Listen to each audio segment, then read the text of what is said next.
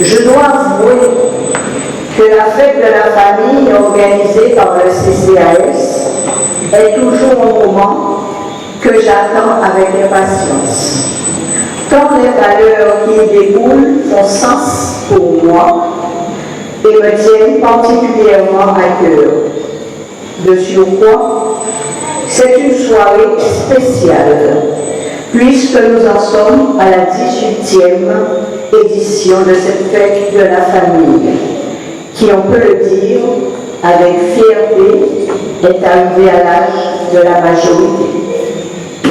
J'aimerais vous citer une citation de Victor Hugo qui illustre ma vision de la famille. La famille est un lien indestructible, forgé par l'amour, le respect, la complicité. C'est en ce sens que depuis tantôt, avec le maire Éric Alfer, maintenant député de la 4e circonscription, puis désormais avec le conseil municipal et moi-même, que nous essayons de forger et de cimenter ces liens sur le territoire de Saint-Claude. Notre territoire est pluriel, riche en diversité. Nos thématiques annuelles nous relient à cette diversité et je crois que de par de nos actions, nous avons réussi à faire de cette diversité une vraie famille. C'est claudienne. L'équipe du CCAS et du conseil municipal s'efforce de protéger cette notion de famille en soutenant, en accompagnant, mais aussi en créant des espaces d'écoute pour ces familles. J'ai cœur à croire que la meilleure réponse aux dérives de la jeunesse que nous observons ne se trouve pas à Paris, mais bel et bien au sein de nos familles. La puissance des valeurs qui jadis faisaient la force de notre société n'a pas disparu. En tout cas, c'est le sens de nos actions. L'accomplissement familial, forger ce lien intergénérationnel, ou pour faire simple, mettre la famille au centre de nos débats. Honoré de Balzac disait lui-même que la famille est le plus grand trésor pour l'homme. Faire fluctuer ce trésor doit être notre leitmotiv à tous et à toutes. En tout état de cause, lorsque je regarde l'assemblée de ce soir, lorsque je regarde mes collaborateurs en face de moi, Madame Zébus, Madame Templier et mes collègues, je tiens à remercier l'ensemble du conseil d'administration du CCAS et tout particulièrement sa vice-présidente, ma collègue Armelle Jacobi, sans oublier celui qui nous a quittés, M. Laris, qui ont mis au du prix à ce que cette soirée soit réussie.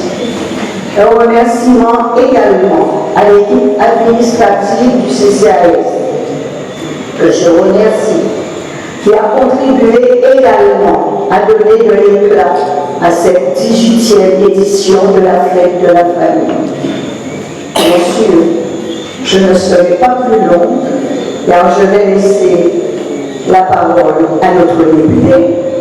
Oui, notre député, c'est une manifestation qui est chère depuis de très nombreuses années, chère à son cœur. Donc, je vous souhaite une très très belle fête de la famille et d'ores et déjà une très belle soirée dans notre compagnie. Je vous remercie. Voilà, merci Madame la maire. En tout cas, permettez-moi de saluer la puissance invitante de Madame la maire et de saluer notre autorité de la ville de Saint-Claude, le père Lucien qui nous fait l'amitié d'être avec nous, et bien sûr de saluer ses sœurs qui seraient d'autres obédiences. Disons qu'on a salué le maire honoraire qui est là, mais il a une autre fonction en cette soirée, c'est aussi le photographe coiffre officielle de la ville de Saint-Claude. Tout ceci vous démontrer que la ville de Saint-Claude, c'est une belle famille, une grande famille qui sait se retrouver, qui se retrouve et qui sait retrouver. En tout cas, c'est avec beaucoup de bonheur que je suis là. Avec mon nom, M. Desrosiers, à l'invitation de Mme le maire. Ce n'est pas un plaisir que j'ai à être dans les airs, il y a un plaisir à survoler l'Atlantique, mais il y avait à la fois la fête de la famille, il fallait que j'y sois, selon, comment dirais-je, la pression amicale et doucereuse qu'a fait Mme le maire à mon endroit, pour que je puisse y être ici. En plus, nous avions un témoin de monsieur le maire de Capesterre, et j'avais un rendez-vous avec Guadeloupe Première, peut-être que j'avais déjà renoncé depuis 3 ou 4 fois. Ça, je préfère me plier et reporter en disant que je ne sais pas là. Donc ils m'ont dit le 23, je suis venu le 23 et j'ai parlé de la famille saint-claudienne. Voilà, en tout cas c'est 18 ans. Donc, Madame le maire, si la fête à 18 ans, vous savez, des fois, quand on a 18 ans, on s'en va, on est majeur. Et là aussi, il faut faire en sorte que même à la majorité, la fête de la famille reste dans le régiment de la famille saint-claudienne et qu'on puisse ensemble continuer à faire famille. 18 ans, oui, on a pu mettre cette fête de la famille sur, on va dire, porter ça sur les fonds baptismaux. Dans l'incompréhension partielle d'une partie du conseil municipal qui n'avait pas bien compris pourquoi ce maire un peu iconoclaste voulait changer les choses et laisser tomber la fête des mères, laisser tomber la fête des pères et arriver à la fête de famille. Cela fait 18 ans que nous avions, dans notre analyse sociologique du pays, senti qu'il y avait quelque chose qui n'allait pas et qu'il fallait qu'on refasse venir à la surface les grandes valeurs qui ont fondé nos familles, qui ont fait de nous ce que nous sommes et surtout ce que vous êtes, vous d'une certaine génération. C'est vrai, on l'a dit, c'est au sein de la famille que je trouve le berceau même, le creuset de l'épanouissement. Alors c'est vrai que Mme la présidente de l'AFC a parlé de départ, il faut parler des départs. Moi, comme je disais un préfet, je ne vais jamais dans le préfet sans là, je vais quand il arrive. Je préfère l'arrivée. Et il faut aussi préparer Mme la présidente de l'arrivée de venir aussi, surtout du deuxième. Quand il arrive, le premier qui est déjà là, il n'est pas toujours d'un grand bonheur. Et il y en a qui gardent pendant longtemps, disons, une espèce de sentiment de carence affective. Là, il faut tout préparer. La famille guadeloupéenne, si on doit chercher un peu son origine et les difficultés qu'elle aurait traversées, c'est presque une presse, Père Lucien. Car pendant l'esclavage, on n'avait pas le droit de faire famille. Les enfants étaient arrachés à leur mère. Parfois, le fiston qui était là pouvait être déplacé cimetière. Le mari était parfois emporté. Et souvent, la femme et la belle femme, surtout si elle était belle et jeune, demeuraient la propriété du maître. Comment faire famille avec tout cela? Et avec le temps, au prix d'efforts incommensurables, on peut se demander comment notre famille européenne a pu se construire et se bâtir des valeurs et qui ont pu faire en sorte que il y a de la solidarité, il y a de la fraternité, il y a l'épanouissement même, le respect, la confiance. On a fait tout cela jusqu'à un certain moment, les années 74, où il y avait une départementalisation active qui est arrivée et que chacun avait son porte-monnaie, chacun avait les clés de sa voiture et on a oublié tous ces efforts que nos familles avaient plus ou moins réalisés, consentis pour que sur ces terres qui connaissaient, qui ont connu l'esclavage, puissent continuer à s'épanouir à travers les hommes et les femmes et les enfants. Il y a un académicien qui disait « Où peut-on être mieux qu'au sein de la famille? Je ne sais pas. Francky Vincent disait à ta maman, il n'a pas dit quand même dans la famille. Je pense que ce qu'il veut dire, c'est que c'est dans la famille. On est bien là. Il dit qu'il faut, le Paul dit qu'il faut quitter la famille, quitter papa et maman pour faire famille ensemble. Il y a toujours famille à reconstruire, à rebâtir. La famille, c'est deux êtres vivants. Il y a des arrivées, des départs. Mais il faut là aussi qu'on trouve des temps